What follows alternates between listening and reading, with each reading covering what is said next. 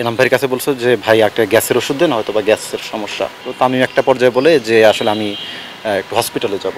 যখন বিকেএসপির গেট থেকে আমি ঢুকে অ্যাডমিনিস্ট্রেটিভ বিল্ডিংটা ক্রস করি, ওই সময় দেখি তামিমের কোনো আর সাড়া নাই, হাতটা মাথা থেকে পড়ে যায়।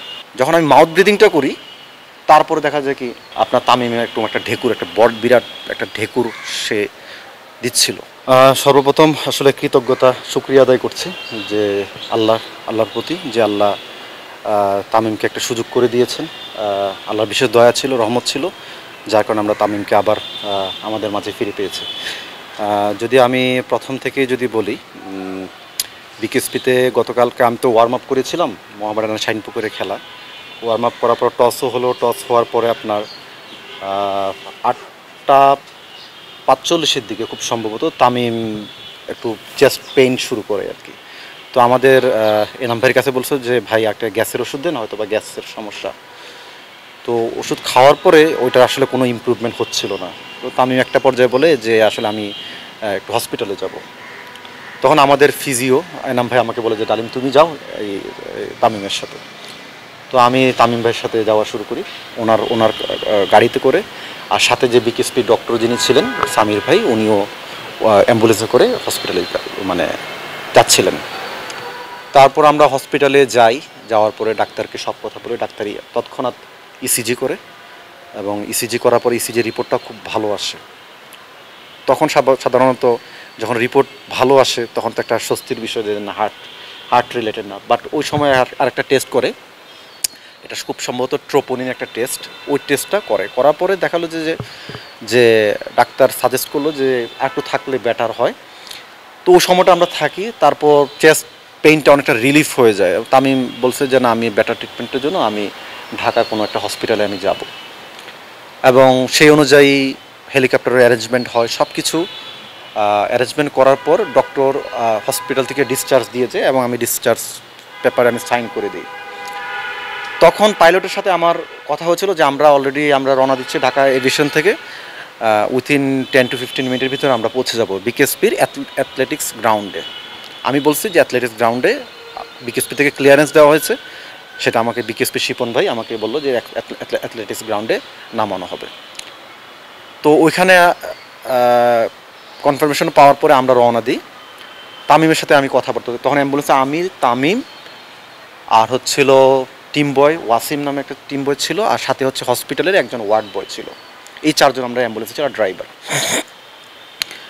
যখন বিকেএসপির গেট থেকে আমি ঢুকে আমি অ্যাডমিনিস্ট্রেটিভ বিল্ডিংটা ক্রস করি, ওই সময় দেখি তামিমের কোনো আর সাড়া নাই, হাতটা মাথা থেকে পড়ে যায়। তখন আমি তামিমকে বলি যে তামিম, হাত দিয়ে রেসপন্স করার চেষ্টা করি যে তামিম কথা শুনতে পাচ্ছেন, বা আপনি হাতটা তুলেন, আর ওকে, এইসব কোনো ধরনের রেসপন্স নাই। তারপর আমি তার এখানে আমি পালস চেক করি, যে পালস পাওয়া যাচ্ছিল না, হাত আমি করে দিকে হাতটাও পাচ্ছিলাম না। পরে আপনার চিন ওপেন করে আমি দেখলাম যে ব্রিদিং হয় কি না, তো ব্রিদিংও হচ্ছে না। তখন আমি ডিসিশন নিলাম যে আসলে এখন আর কিছু করার নেই। আমি 100% কনফার্ম হয়ে গেল সে ম্যাসিভ হার্ট অ্যাটাক করেছে, এবং ওই মুহূর্তে আমি সিপিআর দেওয়া শুরু করি, এবং কোনো ধরনের হেজিটেশনে আমি ফিল করিনি যে কি হবে না হবে। আমি তখন এই অ্যাপ্লিকেশনটা দেওয়া শুরু করি। তখন কিন্তু হেলিকপ্টার কিন্তু আসেনি। তারপর আমরা অ্যাথলেটিক্স গ্রাউন্ড থেকে আমরা প্রথমে আবার ক্রিকেট গ্রাউন্ডের দিকে যাই। ক্রিকেট গ্রাউন্ডে দেখতেছে যেখানে মুর্তুজা ভাই এবং শিপন ভাই ছিল। পরে দেখতেছে যে অ্যাথলেটিক্স গ্রাউন্ডে আপনার হেলিকপ্টার ল্যান্ড করতেছেন। তখন শিপন ভাই এবং মুর্তুজা ভাই দৌড়িয়ে আপনার ওই দিক দিয়ে, তখন আমি অ্যাম্বুলেন্সের ড্রাইভারকে বললাম তাড়াতাড়ি ঘুরিয়ে ও যথেষ্ট দক্ষতার সহিত আপনার অ্যাম্বুলেন্সটা মাঠের ভিতরে ঢুকে নিয়ে যায়। গেট তালা মারা ছিল, হয়তো বা ধাক্কা দিয়ে আপনার অ্যাম্বুলেন্স মাঠের ভিতরে ঢুকাইছে। ঢুকানোর পর যখন ব্যাকডালার থেকে তামিমকে বের করে, আমি তো সিপিআর দিচ্ছিলাম। তারপর ওই সময় আমি দেখলাম দেবুদাকে, আমাদের ম্যাচ রেফে দেবুদা এসে বলতেছে যে আলিম কী হয়েছে, এই ব্যাপার। তখন দাদা বলতেছে দাদা কিছু করার নেই, আমি সিপিআর দেওয়া ব্যস্ত, আপনি কী করবেন না করবেন আপনি আগে করেন, ডিসিশন নেন। তারপর ওইখানে বিকেএসপি একজন ডক্টর ছিল সামির বলতেছে যে হেলিকপ্টার এখন তুলেন না, আপনারা যান। পাশ দিয়ে আরও 2-1 জন তো ছিল, ওরা বলতেছে যে না হেলিকপ্টার করে নিয়ে যান। একটা ডাবল ডিসিশনের মধ্যে পড়ে গেলাম। তখন দেবুদা আমাকে বলতেছে যে ডালিম আমি কী করবো বল। আমি বলতে কোনো কথা নাই, আপনি ডাইরেক্ট আবার কেপিজিতে আপনি নিতে হবে, কারোর কথা শোনার দরকার নেই, আপনি কেপিজি দিন। তখন ড্রাইভার মানে এত ফাস্ট রান করছে, হ্যাঁ, এটা ছিল অকল্পনীয়। আর আমি তখন ওই ভিতর থেকে আমি মানে র্যান্ডমলি আমি চেস্ট কম্প্রেশন করে যাচ্ছি এবং সেই সাথে মাউথ ব্রিদিং করে যাচ্ছি। তারপর আপনি যখন বিকেএসপি চক্রবর্তীর একটু কাছাকাছি দিকে দিক দিয়ে আসলাম, যখন আমি মাউথ ব্রিদিংটা করি, তারপরে দেখা যায় কি আপনার তামিমে একটু একটা ঢেকুর, একটা বড় বিরাট একটা ঢেকুর সে দিচ্ছিল। তখন আমার মনে হয় যে তার হয়তো বা হার্ট হয়তো বা আংশিকভাবে হয়তো বা রান হয়েছে। তারপরে আমি সিপিআর দেওয়া বন্ধ করি না, আমি চালিয়ে যাচ্ছি। ঠিক কেপিজির কাছাকাছি এসে আবার যখন এয়ার ব্রিদিং বা মাউথ ব্রিদিংটা করি, তখন সে হাত এইভাবে তুলছে, এরকম বেড থেকে এইভাবে হাত তুলছে, আমার স্পষ্ট মনে আছে, আবার হাত নেমে গেছে। তখন আমি এতটুকু শিওর হয়ে গেছি যে যত তাড়াতাড়ি সম্ভব যদি হসপিটাল নিতে পারি, we can save his life. তারপর ওইখানে দেবুদা ওই অ্যাম্বুলেন্সে থাকা অবস্থায় আমাদের ক্রিকেট বোর্ডের প্রেসিডেন্ট মহোদয়ের সাথে কথা বলেছেন, আমাদের ডিরেক্টর যারা ছিলেন আকরাম ভাইয়ের সাথে কথা বলেছেন, মাহফিজ ভাইয়ের সাথে কথা বলেছেন।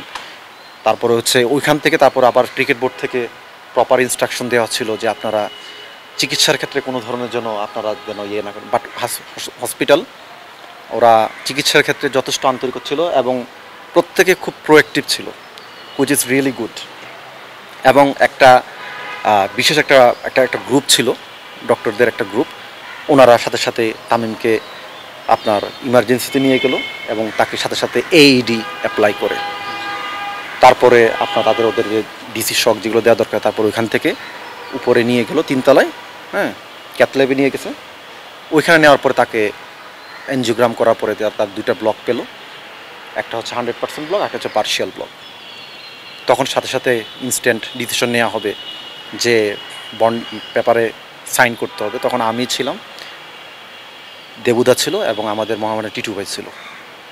তখন দাদা বলল দাদা আপনি করেন, তো দাদা বলছে আচ্ছা ঠিক আছে, অন বিহাফ অফ পেশেন্ট আমি সিগনেচার করে দিচ্ছি।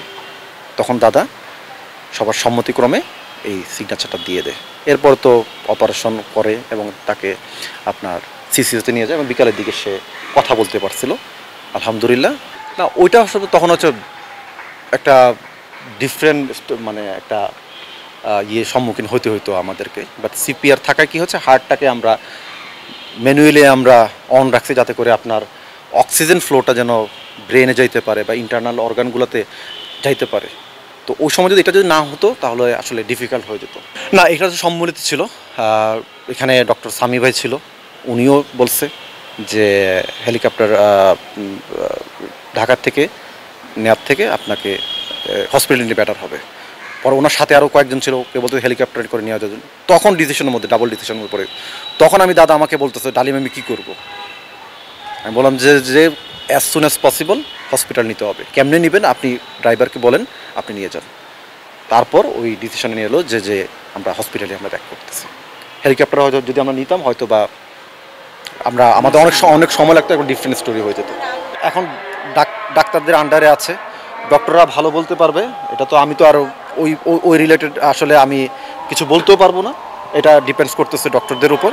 ইন ফিউচারে কী করবে না ওনারা ইনস্ট্রাকশন দিয়ে। শুধু অ্যাথলেট না, আমি সবাইকে বলবো যে লাইফস্টাইল, সুন্দর লাইফস্টাইল লিড করা।